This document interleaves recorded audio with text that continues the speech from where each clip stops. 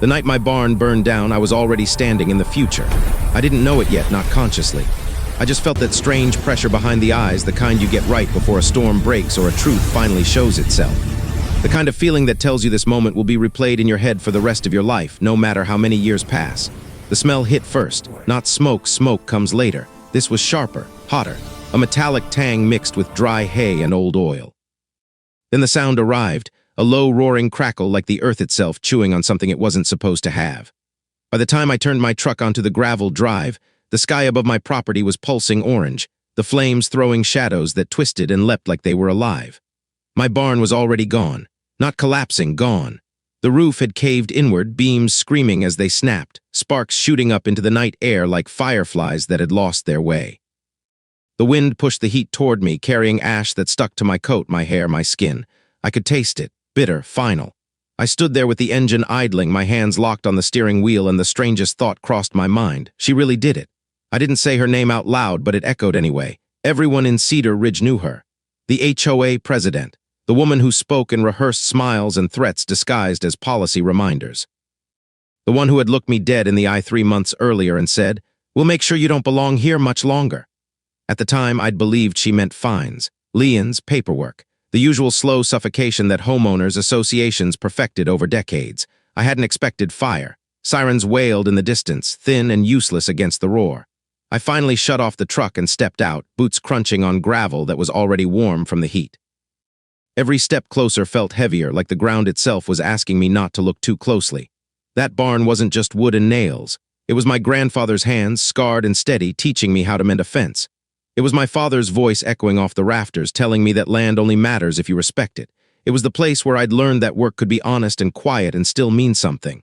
And now it was ash. I didn't cry. Not then. Shock keeps things tidy that way. Instead, I noticed details, the way the wind shifted, the hollow thud as another beam collapsed, the blue-red flicker of emergency lights finally cresting the hill. I also noticed something else, something most people wouldn't have caught in that moment. The fire had started low. Too low, not lightning, not electrical, not an accident. Someone had wanted it to burn fast. The firefighters did what they could, which wasn't much. By the time the flames were under control, the barn was a blackened skeleton, smoke drifting upward into a sky that had gone eerily clear. Rain clouds that had threatened all day never came. The night stayed dry and cold, as if the world had decided this was something I needed to see clearly. A deputy took my statement, his pen scratching softly against the paper. He smelled like coffee and exhaustion. He asked if I had enemies. I almost laughed. Instead, I said, "I have an HOA." That got a look. A quick one, then professional neutrality slid back into place. They promised an investigation. They always do.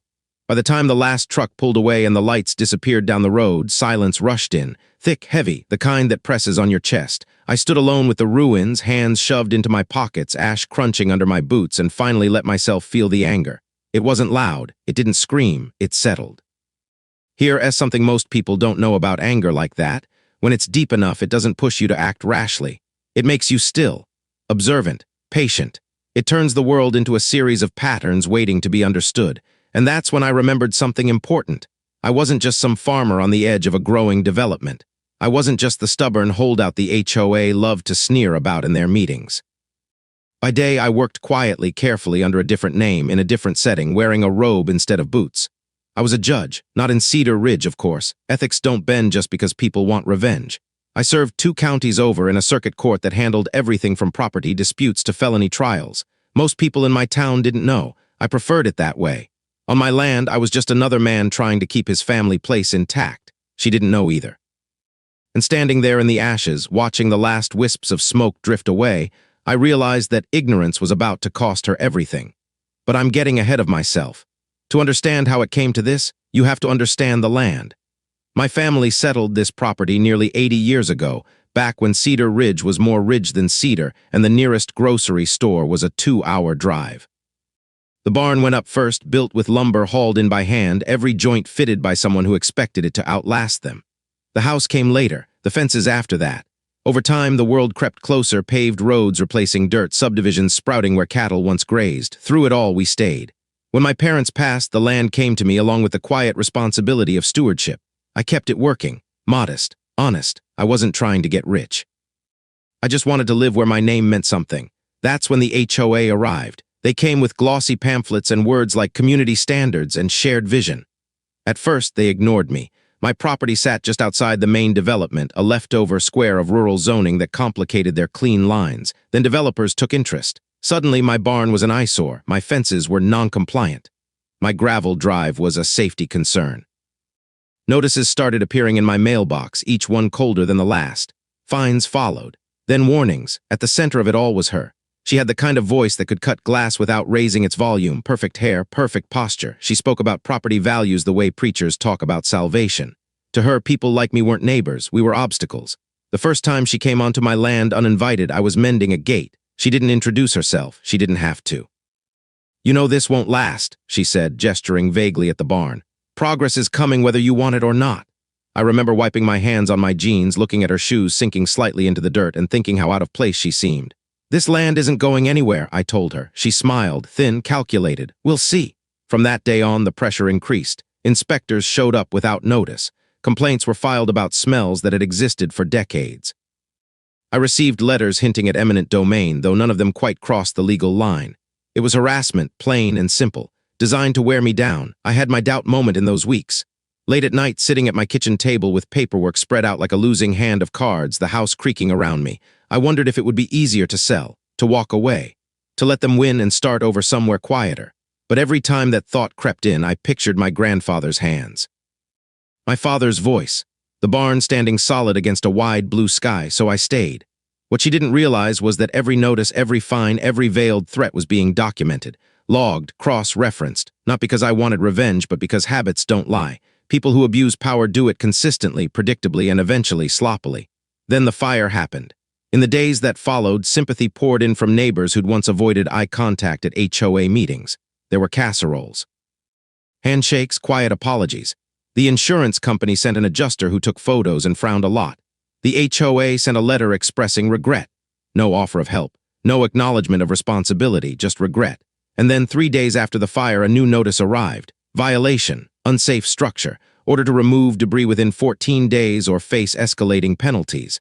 I held that letter in my hands, ash still under my fingernails, and felt something click into place. This wasn't just cruelty, it was coordination. Someone wanted to control the narrative before investigators finished their work.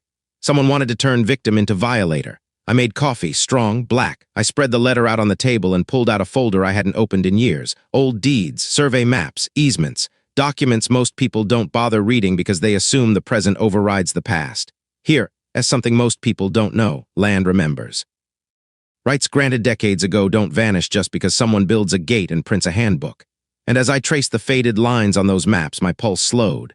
There it was, a clause, obscure, overlooked, tied not to the barn but to the access road the HOA used to reach the newest phase of their development. A road that crossed my property, a road they assumed they controlled. Outside, the wind picked up, rustling through the remaining trees, carrying the faint smell of rain at last. I looked out at the blackened remains of the barn and imagined a courtroom instead. Wood replaced by oak benches, ash replaced by paper, silence replaced by the steady rhythm of procedure. She thought she'd burned down my past. She had no idea she'd just lit the fuse on her own future. By the 4th morning after the fire, the smell had settled into everything. Ash clung to my clothes no matter how many times I washed them. The air around the ruins carried a damp bitterness, like burned coffee grounds left too long on the counter. When the sun rose, it illuminated the wreckage in a way that felt almost cruel, too honest, too revealing. Every charred beam cast a long shadow across the dirt, like the ribs of some animal picked clean. I didn't touch anything for 2 days. That wasn't grief. That was discipline. Here's something most people don't know about investigations. The first person to disturb a scene often becomes the first person to shoulder suspicion. I let the ruins sit. I let the fire marshal do his walkthrough. I let the insurance adjuster document every angle. I answered questions simply and the same way every time, my voice even, my hands still. Someone had poured accelerant along the base of the structure. Someone had lit it deliberately and walked away. The marshal didn't say that out loud, not yet. He didn't need to. I saw it in the way his jaw tightened as he capped his pen. I saw it in the way he avoided meeting my eyes when he told me it would take time. Time was something the HOA intended to weaponize. The notices kept coming, daily emails now, firm reminders, threats dressed up as administrative concern. They wanted the debris cleared immediately. They wanted compliance. They wanted me overwhelmed. I read every word carefully, the way I read pleadings in chambers. Tone matters, timing matters, and omissions matter most of all. What they never mentioned was the investigation. It was as if the fire were an inconvenience, not a crime. I attended the next HOA meeting out of pure obligation, not because I expected civility. The community center smelled like lemon cleaner and old carpet. Folding chairs scraped against the tile as people took their seats, whispering just loud enough to be heard. I noticed how conversations stopped when I walked in. Sympathy had limits, especially when property values were involved.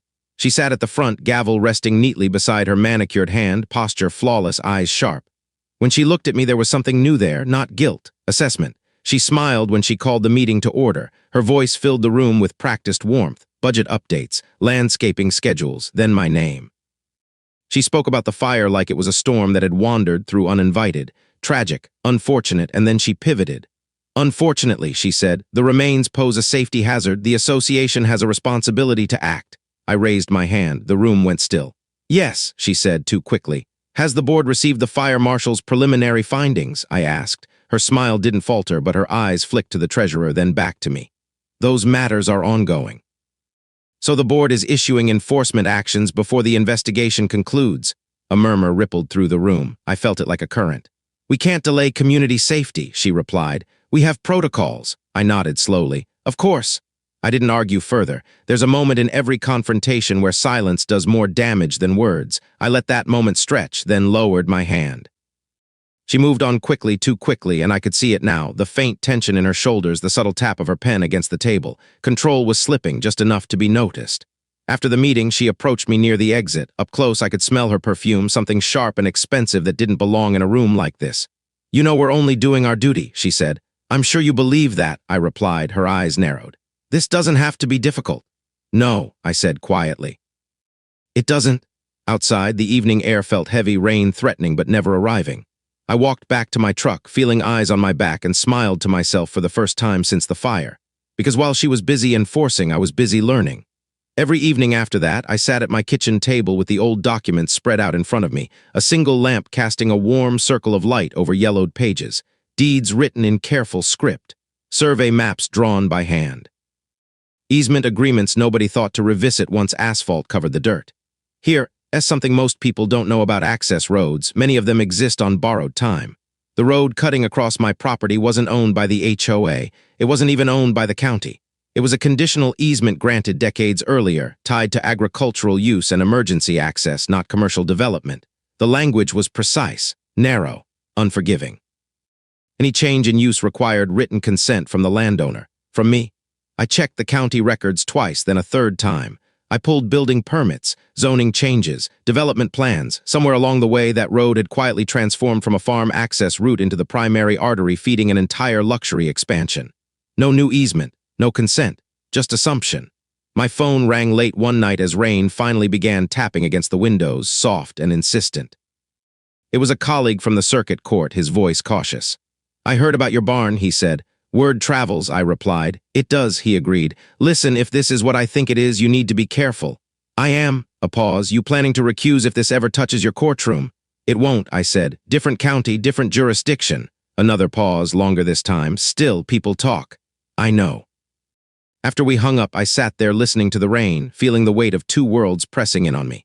By day, I upheld the law. By night, I was relying on it for my own survival.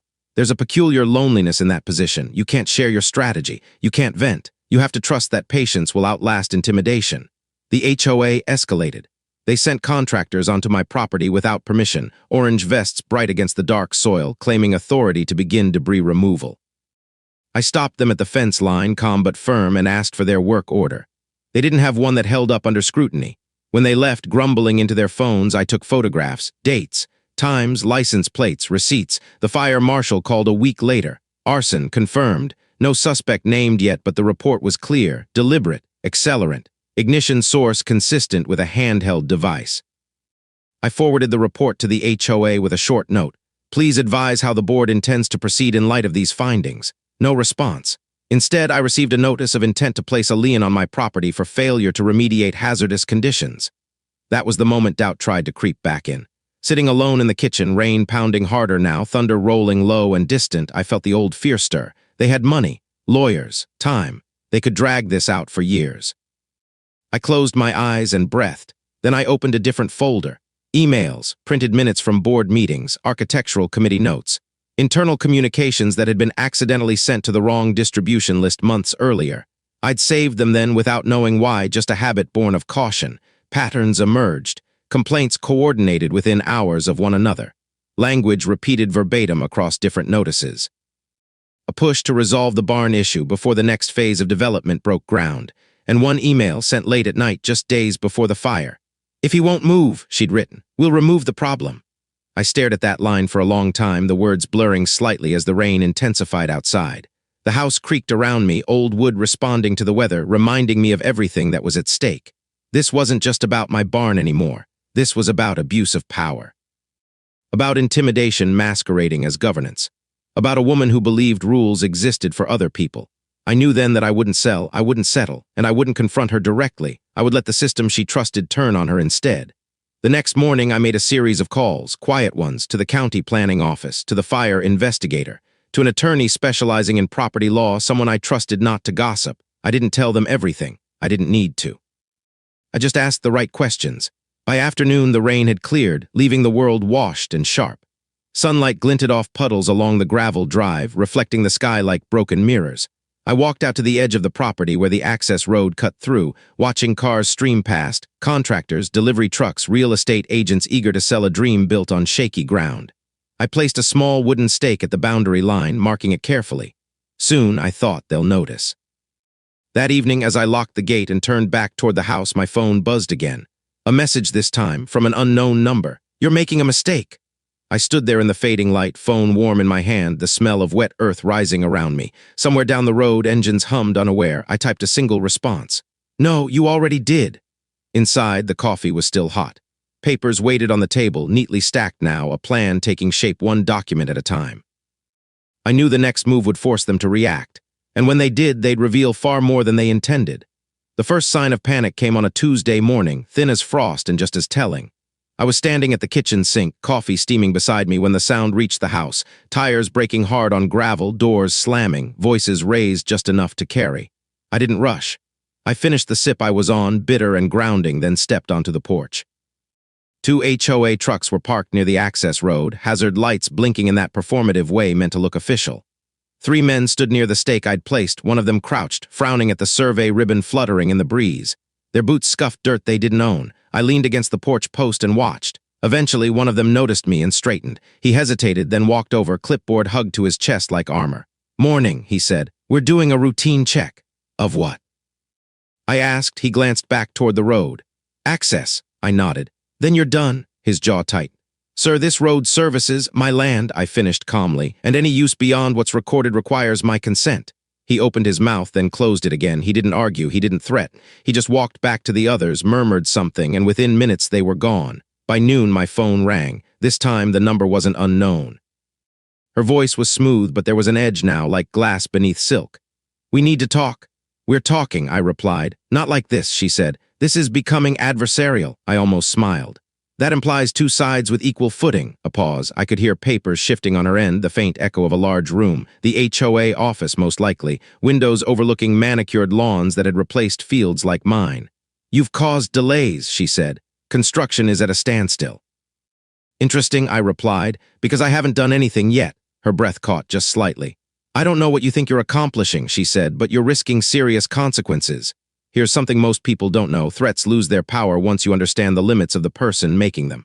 "I'll expect all future communication in writing," I said. "Have a good day." I hung up before she could respond. The emails arrived within the hour, carefully worded, polite, urgent.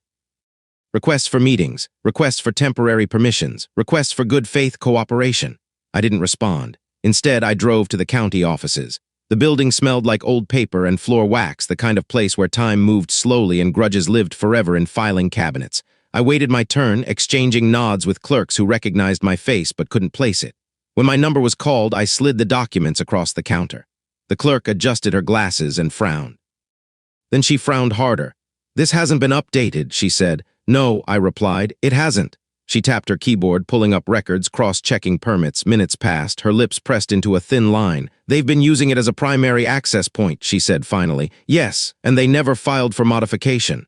No, she leaned back in her chair, the wheels squeaking softly. That's a problem, I nodded. It is. She printed copies, stamped forms, and told me the matter would be referred to planning and code enforcement immediately. As I left, I caught my reflection in the glass doors, older than I felt, tired around the eyes, but steady.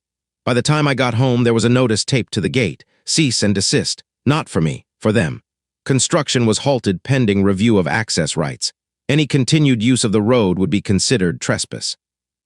I stood there in the afternoon sun, paper fluttering in my hand, and listened to the sudden quiet.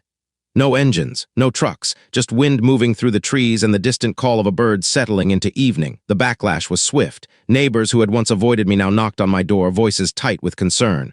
They say you're hurting the community. They say this could tank property values. They say the HOA might sue. I listened, I nodded, I offered coffee. I didn't argue. At night, anonymous posts appeared online. Accusations, half-truths. Someone suggested I'd set the fire myself for insurance money. Another hinted at hidden agendas. Smear campaigns thrive in darkness, so I turned on the lights. I requested the fire report be released publicly. I filed a formal complaint with the county regarding unauthorized land use. I submitted the email, the one line about removing the problem, to investigators along with metadata. Each step was small, deliberate. Documented, the next HOA meeting was standing room only. The air was thick with tension and sweat, the hum of whispered conversations rising and falling like surf. Cameras were present now, local reporters sensing blood in the water. She sat at the front again, posture rigid, smile absent. She opened the meeting with a statement about misunderstandings and ongoing discussions. I raised my hand. She hesitated, then nodded. I have a question, I said, my voice carrying easily in the crowded room.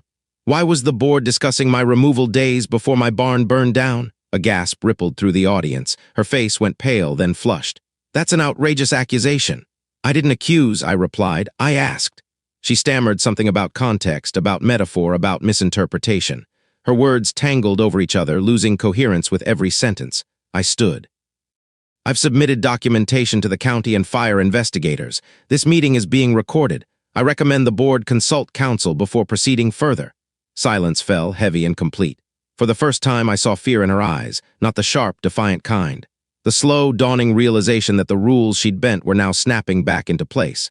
The lawsuit came 2 days later. The HOA sued me for obstruction, interference, damages.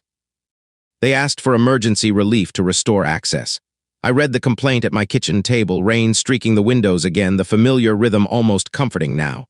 The claims were aggressive but sloppy. Assumptions stacked on assumptions, ignoring the foundation beneath them. I filed my response personally, not as a judge, as a landowner. The hearing was set quickly, too quickly. They wanted momentum. They wanted to scare me into settling. The courtroom smelled like polished wood and old books, a scent I knew intimately. This wasn't my jurisdiction, but the rituals were the same. Stand, speak, sit, wait. She was there, seated behind her attorneys, eyes darting around the room like she expected someone to recognize her. I avoided her gaze, focusing instead on the judge, a woman with a reputation for precision and no patience for theatrics.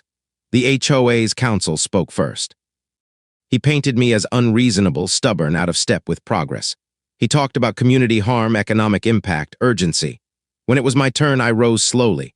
I spoke about deeds, easements, conditions. I explained simply clearly how the road's use had changed without authorization. I introduced the fire report, the emails, the timeline. Here, as something most people don't know about courtrooms, judges don't look for drama, they look for coherence. And my story held. The judge leaned forward as I spoke, flipping through exhibits, her pen moving steadily. When I finished, she turned to the HOA's counsel. Why, she asked, was no modification sought? He opened his mouth, then closed it. Why, she continued, was enforcement action taken against this property before an arson investigation concluded? Silence. And why, she said, her voice sharpening, does this board appear to have discussed removing the problem days before a structure burned down? Her gaze shifted, landing squarely on the woman behind the attorneys. Ms. President, the judge said, stand. She did, legs stiff, hands trembling just enough to notice. This court is denying your request for emergency relief, the judge said. Further, I am referring this matter to the county prosecutor for review. The room exhaled. I sat back down, heart pounding, hands steady. Outside, reporters crowded the steps, questions flying. I didn't stop. I didn't speak. I walked to my truck, the sky above clearing at last, sunlight breaking through clouds like a promise kept. That night, alone in the quiet house, I finally let myself feel it. Not triumph, relief. The barn was still gone, the land still bore scars, but the system, the one meant to protect, not punish, had begun to correct itself. My phone buzzed once more, a final message from the same unknown number. "This isn't over." I looked out the window at the dark road, now empty, and typed my reply. "It is." The fallout didn't come all at once. It came in waves, each one quieter than the last, but heavier. The morning after the hearing, Cedar Ridge felt different, not calm or exposed. The air was cool and sharp, the kind that carries sound farther than it should. I stepped outside just after sunrise, coffee warming my hands, and listened. No construction, no engines, just wind threading through trees that had outlived every board member who thought they owned the future. County trucks arrived by mid-morning, not to trespass but to measure. Clipboards again, but these were heavier, stamped with seals that meant something. Survey stakes multiplied along the access road like a dotted line finally being drawn correctly. A deputy I'd spoken to before nodded to me, his eyes softer now, his posture less guarded. The smear campaign didn't stop, but it changed shape. Accusations became questions. Questions became silence. When people are forced to choose between rumor and record, most of them choose quiet. The HOA's attorneys requested a meeting. Neutral ground, mediated, urgent. I agreed on one condition, everything in writing. We met in a conference room that smelled like recycled air and old coffee. Fluorescent lights hummed overhead. They brought 3 attorneys. I brought a single folder. Her seat at the table was empty. "She's unavailable," one of them said, not meeting my eyes. "Understood," I replied. They spoke for a while about compromise, about temporary access, about community needs. I listened without interrupting, the way I'd learned to do long ago, letting people tell me what mattered most to them by what they repeated. When they finished, I slid my folder across the table. Inside were copies of the deeds, the easement language, the planning office referral, the fire marshal's report, and the email. The one line, highlighted. "I'm not interested in temporary solutions," I said. "I'm interested in lawful ones." One attorney cleared his throat. "What would that look like to you?"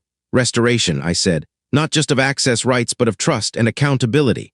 Silence settled in, thick as dust. They asked for time. I gave them none. Outside, clouds rolled in low and fast, rain threatening again. As I drove home, my phone rang, county prosecutor's office. They wanted to ask a few questions. I went in the next day. The interview room was small, windowless, painted a shade of beige meant to discourage emotion. The prosecutor was younger than I expected, sharp-eyed, methodical. She laid out the timeline and asked me to walk her through it step by step. I did. She asked about my profession. I answered honestly. She nodded once as if something had clicked into place. "You understand why this can't look like retaliation," she said. "I do," I replied. "That's why I've been careful." She leaned back, folding her hands. "We've subpoenaed board communications." I didn't react, not outwardly. "Some of them are concerning," she continued. "There's a pattern of targeting and an unusual interest in accelerating enforcement." I waited. "The arson investigation has identified a person of interest," she said finally. My pulse quickened just a fraction. "Who?" I asked. She met my eyes. "A contractor, previously cited by the HOA for non-compliance, recently rehired, paid in cash, routed through a third party." The room felt smaller. "And the third party?" I asked. She didn't answer directly. Instead, she slid a photograph across the table, grainy, taken from a gas station camera late at night. A figure at the counter, another in the background, blurred but familiar in posture in the tilt of the head. I recognized the shoes. "They're cooperating," she said, "in exchange for leniency." I closed my eyes for a moment, then opened them again. "What happens now?" "We build the case," she replied, carefully. The HOA dissolved faster than anyone expected. Board members resigned one by one, citing health, family, new opportunities. The president's name vanished from the website overnight. The office closed temporarily. Dues were frozen, notices stopped. Construction companies pulled out, unwilling to be tied to a legal mess. For sale signs went up, then came down again when buyers hesitated. The road stayed closed. At home, I finally began clearing the barn debris myself, slowly, deliberately. I salvaged what I could, hinges, a section of beam still strong at the core. The work was grounding, honest. Each nail pulled free felt like a small reclaiming. Neighbors came by, this time without agendas. Some apologized, some didn't know what to say. We stood in the dirt and talked about weather, about crops, about how fast things had changed. One evening, as the sun dipped low and painted the sky in bruised purples and golds, a car pulled into the drive. She stepped out alone. No entourage, no clipboard. No smile. She looked smaller somehow, not diminished, stripped. The wind tugged at her hair, unstyled now, her coat hanging open like she'd forgot to button it. "I need to talk to you," she said. I nodded toward the porch. "You have 5 minutes." She followed me up the steps, heels clicking softly against the wood. We stood there, the air between us charged and brittle. "I didn't mean for this to happen," she said quickly. "The fire, I didn't." I raised a hand. "Careful," she swallowed. "I made a mistake." Yes, I said, you did. Her eyes filled not with tears but with frustration. You don't understand the pressure, the investors, the deadlines, everyone expects results. I understand pressure, I replied. I also understand choices. She looked away out at the land. What do you want? I considered the question, really considered it. The barn, the land, the years ahead. I want you to tell the truth, I said, to the prosecutor, to the board, to the people you convinced this was necessary. Her shoulders slumped. For a moment she looked older than she was. And if I do? She asked. That won't save you, I said gently, but it might matter. She laughed, a short, bitter sound. You think you're better than me? No, I said, I think I'm done with you. She left without another word. The arrest came a week later. It happened quietly, early morning, the way serious things often do. No cameras, no spectacle, just a knock on her door and a set of charges read calmly, professionally. Conspiracy, arson, abuse of authority. The news broke by afternoon, phones buzzed. Messages flooded in, some congratulatory, some incredulous. I turned mine off. The prosecutor called that evening. She's agreed to cooperate fully, she said. We're expanding the scope. Good, I replied. Also, she added, hesitating, there's something you should know. I waited. She mentioned you, specifically, your role, your profession. My chest tightened. And it didn't matter, she said. The evidence stands on its own. I exhaled slowly. That night rain returned, soft and steady. I sat at the kitchen table, the same place where doubt had once pressed in, and listened to it fall. The house creaked in familiar ways, the land breathed. I thought about the road, now silent, about the barn, gone but not forgotten, about the system, flawed but capable of correction when forced to look at itself. In the days that followed, I received a letter from the county. They wanted to discuss long-term access solutions, lawful ones, with compensation, with consent. I read it twice, then set it aside. Outside, the clouds began to break, moonlight filtering through, pale and forgiving. I stepped onto the porch and felt the cool air on my face. Justice isn't loud. It doesn't roar like fire. It arrives quietly, like rain soaking into dry ground, changing everything beneath the surface before anyone notices. And as I stood there, listening to the night settle, I knew the hardest part was still ahead. Not the courtrooms, not the verdicts, but deciding what came next for the land, for the community, and for me. The trial didn't feel cinematic while it was happening. No dramatic music, no sudden revelations shouted across the room. Just long days, steady voices, and the quiet grind of facts doing what facts eventually do when no one can outrun them anymore. I attended as an observer only, sitting near the back, hands folded, listening to my own life spoken aloud by strangers. Dates, emails, photographs of my barn before the fire, then after, charred beams projected onto a screen too bright for the room. The smell of old paper and recycled air mixed with the faint bitterness of burnt coffee from the hallway. She sat at the defense table, smaller than I remembered, her confidence stripped down to something brittle. When she testified, her voice shook only once, just enough. She told the truth, not all of it, but enough. Enough to confirm the payment, enough to confirm the intent, enough to confirm that the fire wasn't an accident, wasn't desperation, wasn't a momentary lapse. It was strategy, a calculated escalation meant to force me out quietly. The jury didn't take long. When the verdict was read, there was no gasp, no applause, just a soft shifting of bodies, a collective release of breath. Accountability delivered without spectacle. Sentencing came later. Prison time, fines, a permanent ban from holding any position of authority in a homeowners association or similar governing body. Her name would be attached to the case forever, searchable, unavoidable. I didn't look at her when it was over. Outside the courthouse, the sky was clean and blue, the kind of day that feels almost insulting after something heavy ends. Reporters lingered, hoping for a statement. I walked past them, the gravel crunching under my shoes louder than any question they shouted. At home, the land waited. Spring arrived quietly that year. Grass pushed through soil that had been compacted by years of passing trucks. Birds nested where machinery once idled. Without the constant hum of construction, the place remembered how to breathe. I rebuilt the barn slowly. Not bigger, not fancier, just right. Friends and neighbors helped, some with tools, some with stories, some just standing nearby, learning how to be present again. The new beams went up clean and strong, the scent of fresh cut wood sharp and hopeful. I salvaged what I could from the old structure, embedding pieces of it into the frame like bones carrying memory forward. Here, as something most people don't know about rebuilding, it isn't about replacing what was lost. It's about deciding what deserves to continue. The county eventually approached me with a proposal, a lawful one. They acknowledged the easement violation. They offered compensation for a new access route that would skirt my property entirely, restoring the boundary lines that had been blurred by assumption and arrogance. We negotiated, patiently, fairly. The new road was built months later, quieter, better planned, with proper drainage and respect for the land it crossed. The development slowed, then stabilized. Without shortcuts and pressure tactics, progress took on a different shape, less aggressive, more deliberate. Some people sold their homes, others stayed. The community adjusted, the way communities always do when forced to confront the cost of convenience. One evening, long after the last board meeting and the last court filing, I sat on the porch with a mug of coffee cooling in my hands. The air was warm, cicadas humming in the trees, a steady rhythm that had nothing to do with profit margins or enforcement notices. I thought about the doubt I'd felt months earlier, the temptation to walk away, to let someone else decide the future of a place that carried my family's name in its soil. I was glad I hadn't, not because I'd won, but because I'd stayed honest. I continued my work on the bench just as I always had, fair, careful, quiet. I recused myself when appropriate, disclosed when necessary, let transparency do its job. The system isn't perfect, it never has been, but it responds to pressure the way stone responds to water, not immediately, but inevitably. Sometimes, late at night, I still smell smoke. It comes back unexpectedly, carried on memory instead of wind. When it does, I don't push it away. I let it remind me of what unchecked power looks like. Of how easily rules meant to protect can be twisted into weapons when no one is watching. And I let it remind me of something else, something just as important. That justice doesn't belong to the loudest voice in the room. It belongs to the patient one, the one willing to read every line, keep every receipt, wait out every threat without becoming what they're fighting. The barn stands now solid against the sky, not a symbol of revenge, a symbol of endurance. When the sun sets behind it, casting long shadows across the field, the land feels settled. At peace, like it knows the story has been told correctly at last, and so do I.